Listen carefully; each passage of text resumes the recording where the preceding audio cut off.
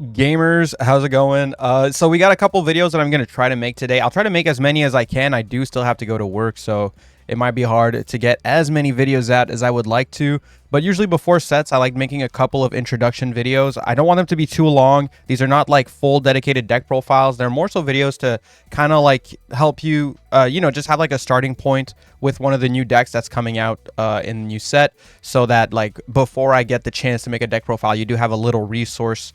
So like for starters today, we're going to be doing Mimighoul. And I've been really enjoying Mimighoul. It's probably my favorite out of the new decks, although I am really liking Reactor now that I actually gave it a shot. Shout out to Moz for that.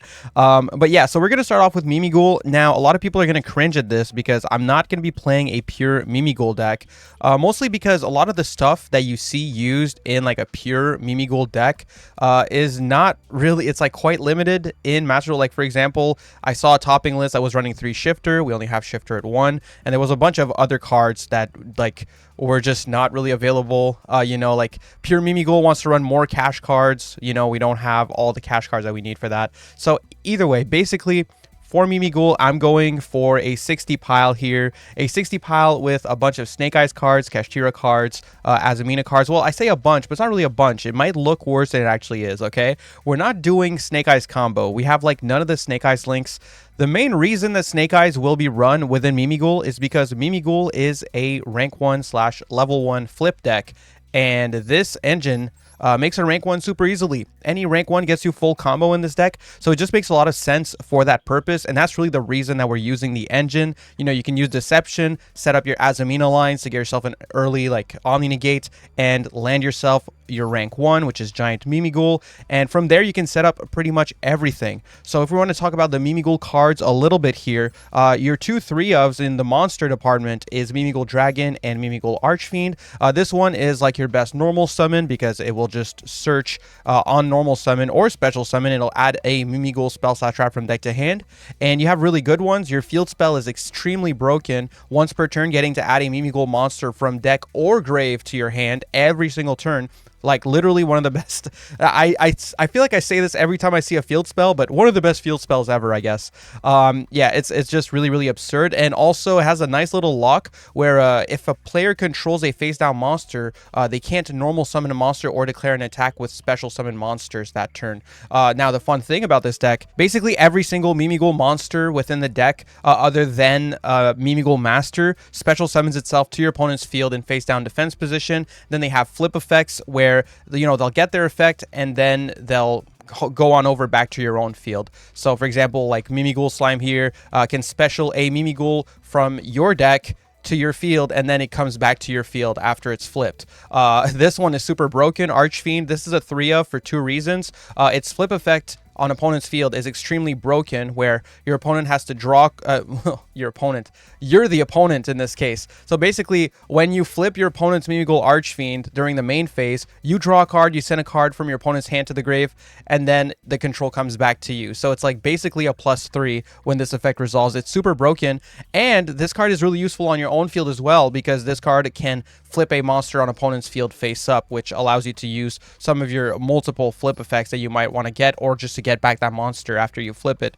So look, there's a lot of stuff going on here. If you get access to your spells early, you can use your Searcher in your turn to get your Mimighoul Room. This card during opponent's turn will special summon a Mimighoul in face down defense position to your opponent's field, which can be useful on its own, just because it will actually stop your opponent from normal summoning, and they can't flip it that turn because it was like set there that turn, so they won't get a normal summon while you control the field spell. But also you can also then flip an opponent's monster face down. You don't have to do the Book of Moon effect, so if you want to, you can just lock down the normal summon and just ignore the flip face down effect, or you can wait and just get that flip face down effect. It's really up to you at that point.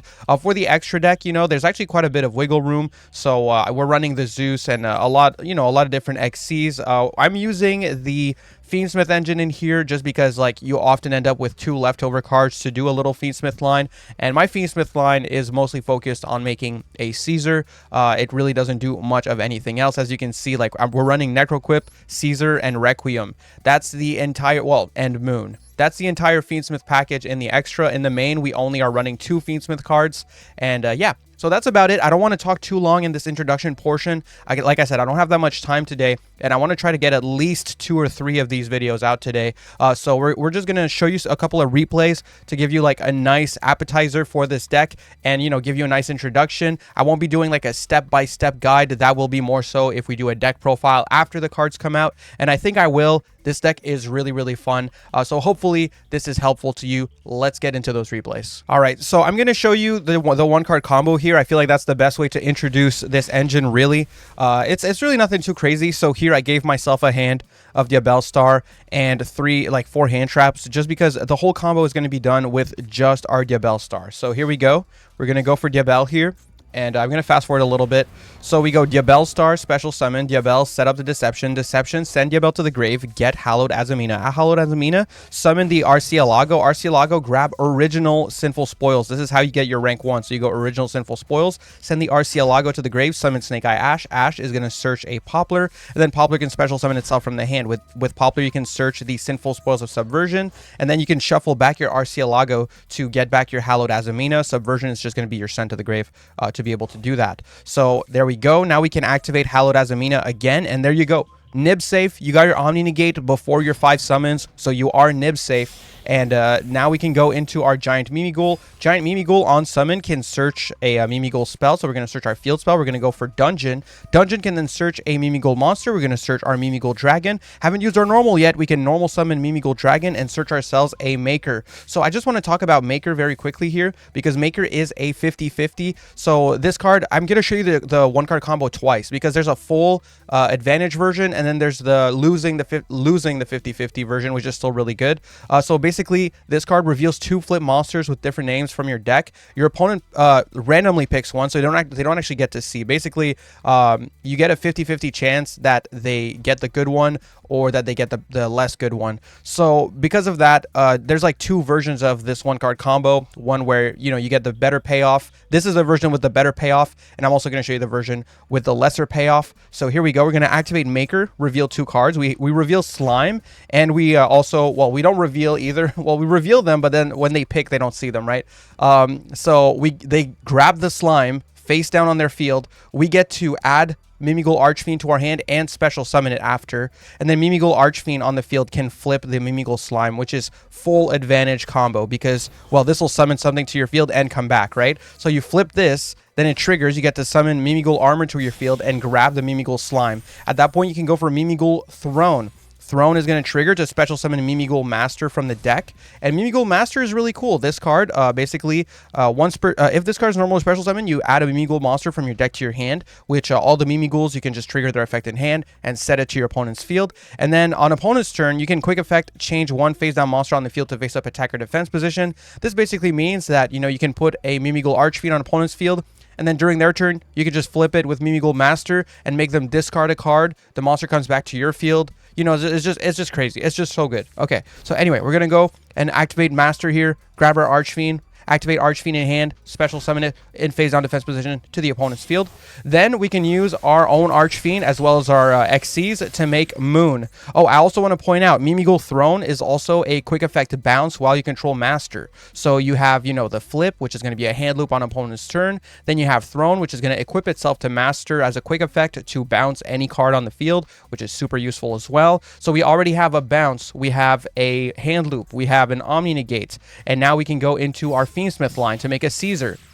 So we go Moon, Requiem, summon Lacrima, send to the grave. By the way, buy the Lacrima merch on misplaycentral.com. Anyway, so now we can equip our Lacrima with the Requiem, make ourselves a Necroquip Princess, trigger the Engraver in the grave to special summon it, use these 2 to make ourselves a Hiking Caesar, and then you get to choose, basically, you have the choice between keeping your bounce or making IP. I think making IP is better. Keep in mind, when your opponent's monsters, well, when your Mimighoul monsters are flipped on opponent's field, they come back to your field. So you can do a lot with them. You know, yeah, you can make an SP, but you could also like make an Appaloosa very, very easily. So here we'd have like multiple, well, we have 2 special summon negates, a Omni Negate, a hand loop, and either a quick effect banish plus the second effect of SP, or we could get like 4 monster negates off of IP Masquerena. And that's not not, that was just a one card combo, right? That was a one card combo. So imagine, like, here we have Ash in hand, but like, what if you had like Ash Imperm and something like, you know, like there's a lot going on here. So anyway, we're gonna pass turn. And we're going to go for Mimighoul Master, flip the Archfiend, give our opponent a discard, you know. I'm not going to play through the whole thing because I want to get through this quickly. And, you know, we're just fighting like a level 1 bot here. But this is just to give you an idea, really, of like just how good this deck can actually be. The one card combo off of the Bellstar is obviously really insane. And this deck has a lot of gas. It can play through Interruption quite well. So definitely don't worry. You don't need this one card combo to win. But I just feel like it's a good way to introduce you to the different aspects of the deck. So I'm going to show you the one card combo again, this time with the lesser payoff. So let's do that. Now we're going to move through this one much faster. We're going to start with Deception with this one, just to kind of like, you know, cover all bases here. So we can start with Deception, use our Maxi just to grab the Hallowed. Then the rest of the combo is the same. You make RC Alago, grab the original Sinful Spoils, send to grave, summon Snake Eye Ash, add the Poplar special, Poplar, grab the Sinful Spoils, use Hallowed Azamina, add RC Alago to hand, go Hallowed Azamina, send the Sinful Spoils to grave, and there you go. You have an Omni Negate. We go into our giant Mimighoul trigger, add the dungeon, same shit, Dungeons and Dragons. You grab the dragon, go for dragon here, search the Mimighoul maker, reveal 2, but this time they got the Archfiend, so we get the special slime plus dragon. We go into a Mimighoul throne, detach, summon the master, add the fairy, trigger the fairy to special summon it to your own field. I forgot to mention this earlier. Fairy is an extender. While you control a Mimighoul, you can special summon it from your hand to your own field as well. So yeah, that's where it kind of differs, right? Like, you're going to want to grab that.